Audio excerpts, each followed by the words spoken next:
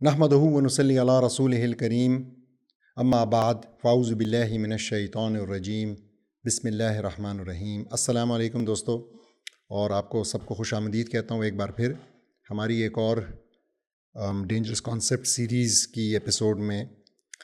آج ہم ایک ایسا خطرناک تصور ڈسکس کرنا چاہتے ہیں جو کہ نہ صرف گمراہ کن ہے، نہ صرف وہ ہمارے عقیدہ کے ساتھ چھیڑ کرتا ہے، بگاڑ کرتا ہے، بلکہ وہ ہمیں ایک ان ایکٹیو امت بنا دیتا ہے، وہ ہمیں فیٹلسٹ بنا دیتا ہے، وہ ہمیں ایسا کر دیتا ہے کہ ہم لیزی ہو جائیں۔ ہم جو ساری چیزیں ہم نے اس سیریز میں بھی ڈسکس کی، جو مسلمانوں کو مسائل درپیش ہیں، کہ ہم ان سے اپنی آنکھیں چھرائیں اور کسی طریقے سے اپنے آپ کو اپنی کسی کام میں، چاہے وہ عبادت ہے، چاہے وہ نوکری ہے، چاہے وہ ماں باپ کی خدمت ہے، چاہے وہ کچھ اچھا ہے برا ہے، اس میں اپنے آپ کو مصروف کر دیں، اور جو مسائل ہیں ان کے حل کو امام مہدی کے ساتھ منسوب کر دیں۔ تو جی ہاں، آپ نے بھی بہت دفعہ سنا ہوگا، ذرا سی جب ڈسکشن چینج کی اور مسائل کو حل کرنے کی تیز ہوتی ہے تو کہیں نہ کہیں سے آپ کو ایسے لوگ نمودار ہو جائیں گے جو کہ آپ کو کہیں گے کہ جی ہمیں تو امام مہدی کا انتظار کرنا ہے، وہی آئیں گے تو مسئلوں کو حل کریں گے، یہ ہمارے بس کی بات نہیں ہے۔ اس سے غلط بات، اس سے غلط تصور اسلام کے اندر دوسرا شاید ہی کوئی اور ہو، کیونکہ یہ مسلمانوں کو ان کے فرائض سے غافل کر رہا ہے۔ یہ مسلمانوں کو اسلام نے جو ہمیں سولوشنز دی ہیں، جو اسلام کے اندر ہمارے مسائل کا حل ہے، ان سے دور لے جا رہا ہے۔ آپ دیکھیں، میں نے کافی بار اس بات کا ذکر کیا کہ ہم انفارچونیٹلی جس زمانے میں پیدا ہوئے ہیں، اس زمانے کے اندر اسلام کی جو پیورٹی ہے، اسلام کی جو کلیئرٹی ہے، وہ ایون علماء سے بھی کچھ کیسز میں کہیں ایون علماء سے بھی وہ چلی گئی ہے۔ تو وہ بھی انفارچونیٹلی اسی نظام کے اندر، اسی سسٹم کے اندر پیدا ہوئے، اور ان کے اوپر بھی یہی افکار، سیکولرزم کی افکار، دین اور دنیا کو جدا کرنا اور اس قسم کی چیزوں کے اندر ہی انہوں نے پرورش پائی، انہوں نے علم حاصل کیا، اور وہ ان کے اوپر یہ چیز بھی اثر انداز ہوئی۔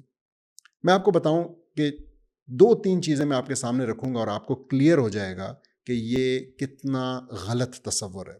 سب سے پہلی چیز میں آپ کے سامنے رکھنا چاہوں گا کہ دیکھیں، ہم سے جب اللہ سبحانہ تعالیٰ بات کرتے ہیں تو وہ پرائمریلی 2 صیغوں میں بات کرتے ہیں۔ ایک کو صیغۃ الاخبار کہتے ہیں، یعنی خبری باتیں جو آپ کو انفارم کر رہی ہیں، وہ آپ کو انفارم کر رہی ہیں اباؤٹ دا پاسٹ، وہ آپ کو انفارم کر رہی ہیں اباؤٹ دا فیوچر، کہ فیوچر کے اندر کیا ہوگا۔ جیسے کہ مہدی علیہ السلام سے ریلیٹڈ، چاہے وہ احادیث ہیں، یہ تو زیادہ تر احادیث ہی ہیں، تو وہ بھی صیغۃ الاخبار میں آپ کو فیوچر کے بارے میں بتا رہی ہیں۔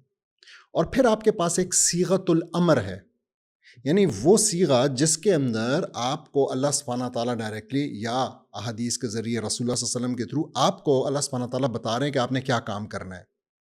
ان 2 چیزوں کے اندر، ان موٹی موٹی 2 باتوں میں ڈفرینشیٹ کرنا، فرق کرنا کوئی مشکل تو نہیں ہے نا، آپ بھی کر سکتے ہیں۔ ابھی آپ کو میں نے بتایا تو آپ کو سمجھ آ گئی۔ تو اب دیکھیں کہ یہ جتنی بھی احادیث ہیں جو کہ امام مہدی سے ریلیٹڈ ہیں، کیا وہ صیغۃ الامر ہے؟ کیا کہیں پہ بھی اس میں یہ لفظ استعمال ہوا ہے کہ انتظار کرو؟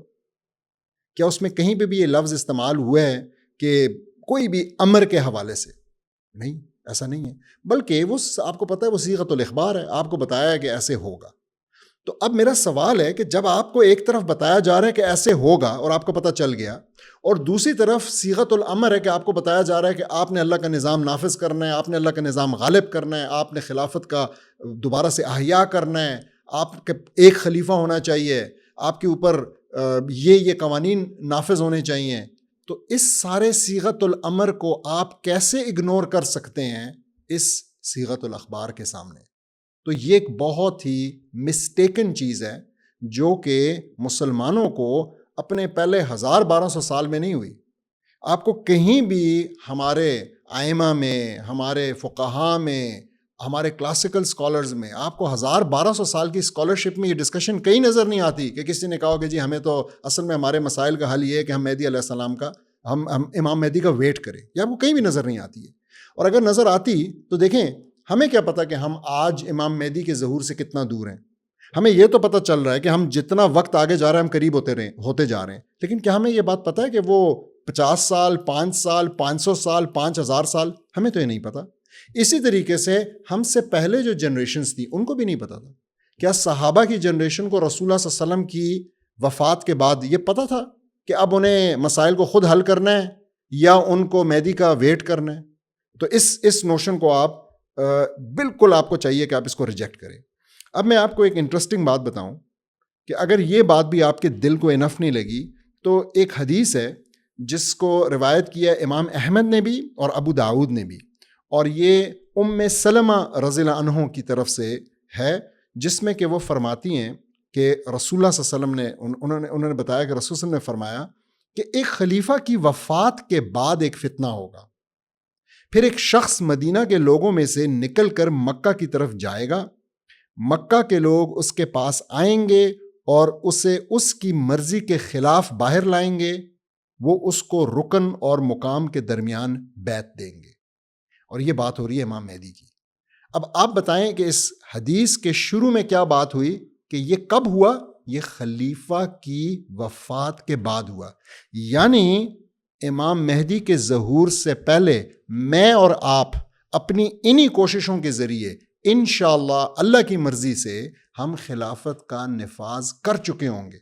اور پھر ایک خلیفہ, پتہ نہیں وہ ہوگا جس کو ہم نے نافذ کیا ہوگا یا اس کے بعد آنے والا, اس کے بعد second third fourth we don't know, لیکن پھر ایک خلیفہ فوت ہوگا اور اس سے ریلیٹڈ جو بھی ایشو بنے گا اس کو ریزالو کرنے کے لیے امام مہدی سامنے آئیں گے, ان کا ظہور ہوگا. ایک اور انٹرسٹنگ بات میں آپ کے سامنے رکھوں, آپ ذرا سوچئے, دیکھیں امام مہدی جو ہیں ان کو خود بھی نہیں پتا جب تک کہ وہ امام مہدی کے طور پہ نافذ نہیں ہو جاتے, حکمران نہیں بن جاتے, تو ان کو تو نہیں پتا کہ میں امام مہدی ہوں. ان کی کوئی نشانی نہیں ہے, ان پہ کوئی وحی نازل نہیں ہونی ہے. تو آپ مجھے بتائیں کہ اگر یہ انتظار کرنے والا آرگیومنٹ ہم لے لیں تو سب انتظار کرنے والوں میں خود امام مہدی بھی شامل ہوں گے اور وہ بھی انتظار ہی کر رہے ہوں گے. بٹ بیکاز وہ انتظار نہیں کریں گے, بٹ بیکاز کہ وہ اس چیز کے لیے اسٹرگل کر رہے ہوں گے, وہ اس منصب پہ پہنچیں گے جس کی وجہ سے ہم آج یہ ڈسکشن کر رہے ہیں کہ امام مہدی کا ظہور ہوگا. تو اس بات کو میرے خیال میں ہمیں سمجھ لینا چاہیے کہ اسلام کے اندر کسی بھی حکم کے حوالے سے انتظار کرنا کہ یہ خود سے ہو جائے گا, یہ کوئی اور کر دے گا, یہ اللہ سبحانہ تعالیٰ خود کریں گے, فرشتوں کے ذریعے کروائیں گے, یہ بڑی غیر اسلامی بات ہے. اور اسی طریقے سے امام مہدی کے اوپر ڈالنا بھی اتنی ہی غیر اسلامی بات ہے.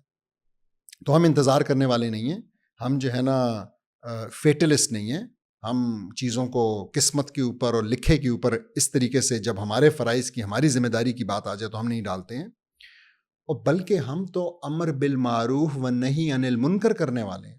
ہم تو وہ ہیں جو کہ جو بھی حالت ہو, جو بھی سچویشن ہو, ہم معروف کا امر کرتے ہیں. وی انجوائن دا گڈ, ہم اس کا حکم دیتے ہیں. اور اسی طریقے سے ہم نہیں کرتے ہیں کس کی؟ منکر کی. تو ہم نہیں یعنی منکر کرنے والے ہیں. ہم غلط چیز جو ایول ہے اس کو ہم برداشت نہیں کرتے ہیں, اس کو ہم روکتے ہیں. آپ جانتے ہیں ہم اس کو ہاتھ سے روکتے ہیں, اگر نہیں روک سکتے, استطاعت نہیں رکھتے, اپنی زبان سے روکتے ہیں. اگر زبان سے نہیں روک سکتے تو ہم اس کو دل میں برا کہتے رہتے ہیں جب تک کہ ہم وہ استطاعت نہیں پیدا کر دیں اس کو زبان اور ہاتھ سے روکنے کی. اسی طریقے سے اگر اس کانسیپٹ کے اوپر الحمدللہ کہ ہمارے بڑوں نے, ہمارے اسلاف نے ان کرپٹ کانسیپٹس کی زد میں نہیں آئے, ورنہ آج فلسطین جو کہ حضرت عمر بن الخطاب کے ٹائم پہ آزاد ہوا, وہ نہ ہوا ہوتا. انہوں نے وہاں پہ فوج نہ بھیجی ہوتی, خالد بن ولید رضی اللہ عنہ کو روانہ نہ کیا ہوتا. اسی طریقے سے محمد الفاتح جو کہ رسول اللہ صلی اللہ علیہ وسلم کی حدیث کہ کون ہوگا وہ شخص جو کہ قسطنطنیہ کو آزاد کرائے گا اور وہاں فوج لے کے جائے گا اور کتنا بلیسڈ ہوگا وہ, تو اس حدیث پہ اگر وہ عمل کرتے ہی نہ, اس چکر میں, اس انتظار میں کہ یہ تو امام مہدی کا کام ہے, تو آج ہم دیکھتے کہ نہ ترکی ہوتا, نہ عثمانی خلافت ہوتی, اور نہ وہ ساری برکات جو اس کی وجہ سے ہم آج دیکھتے ہیں, جو مسلمانوں کا سائز ہے اور جو مسلمانوں کی ایک اسٹریٹجک لوکیشن ہے, وہ سب کچھ آج ہوتا ہی نہ. تو میں فائنل یہی بات کرنا چاہوں گا کہ دیکھیں, اگر پھر بھی آپ کو لگتا ہے کہ اس میں کچھ, اس ڈینجرس کانسیپٹ کے اندر کچھ سچائی ہے, تو میں آپ کو یہ بتا دوں کہ دیکھیں یہ تو احادیث کے اندر بیان ہوئی ہے نا, آپ کو قرآن کے اندر ایک نہیں، دو نہیں، بیشتر جگہ پہ اللہ نے آپ کا رزق پرومس کیا ہے، آپ کو بتایا ہے کہ یہ رزق ہے. کیا آپ اس کے لیے محنت نہیں کرتے، اس کا انتظار کرتے ہیں، گھر میں بیٹھتے ہیں؟ آپ کو اللہ نے ملٹیپل جگہ پہ قرآن میں بتایا کہ آپ کا اجل فکسڈ ہے، آپ اس کو لمحہ آگے لمحہ پیچھے نہیں کر سکتے. کیا آپ حفاظتی تدابیر نہیں کرتے؟ کبھی آپ نے آنکھوں کے اوپر ہاتھ رکھ کے ایکسپریس وے کراس کیے، یا آنکھیں کھول کے کیے، دیکھتے ہوئے کیے؟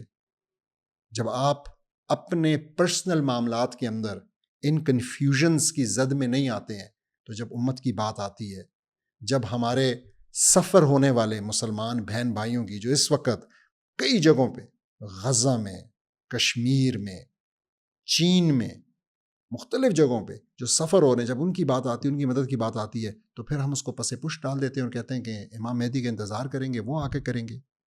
اسی طریقے سے آپ دیکھیں اللہ سبحانہ تعالیٰ کے قرآن کے الفاظ دیکھیں، جہاں اللہ سبحانہ تعالیٰ سورہ محمد کی 7ویں آیت ہے، ہمیں کہہ رہے ہیں یا ایھا الذین آمنوا ان تنصروا اللہ ینصرکم ویثبت اقدامکم.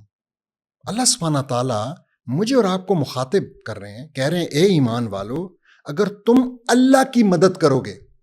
اللہ کسی مدد کا محتاج ہے؟ اللہ کی مدد کا کیا مطلب ہے؟ اللہ کے دین کی مدد کرنا. اللہ کے دین کی مدد کا کیا مطلب ہے؟ اللہ کے دین کو اسٹیبلش کرنے کے لیے اپنا حصہ ڈالنا، اپنی محنت کرنا. تو اللہ سبحانہ تعالیٰ کہہ رہے ہیں کہ اگر تم اللہ کی یعنی اللہ کے دین کی مدد کرو گے تو اللہ تمہاری مدد کرے گا اور تمہیں ثابت قدمی عطا فرمائے گا. یعنی اگر آپ ثابت قدمی چاہتے ہیں، اگر آپ اللہ کی نصرت چاہتے ہیں، تو آپ کے پاس انتظار کرنا حل نہیں ہے، بلکہ آپ کے لیے قدم بڑھانا حل ہے. آپ کو اپنا حصہ ڈالنا پڑے گا، اپنا فرض پورا کرنا پڑے گا.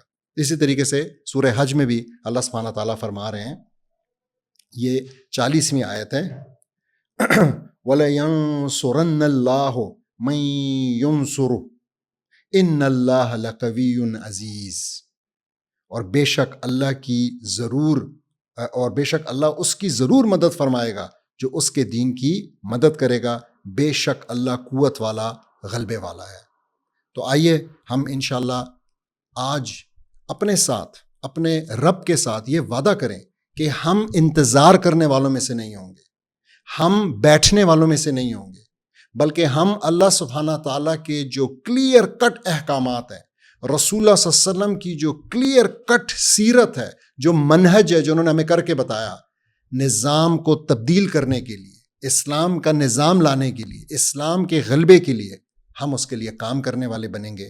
اور ہم اس خطرناک تصور کو کسی بھی صورت اپنے دلوں میں، اپنے دماغ میں، لوگوں کے دلوں میں، لوگوں کے دماغ میں پنپنے نہیں دیں گے، جگہ بنانے نہیں دیں گے، بلکہ ہم جہاں بھی بیٹھیں گے ہم اس قسم کے خطرناک تصورات کو پاش کریں گے. جزاک اللہ خیر.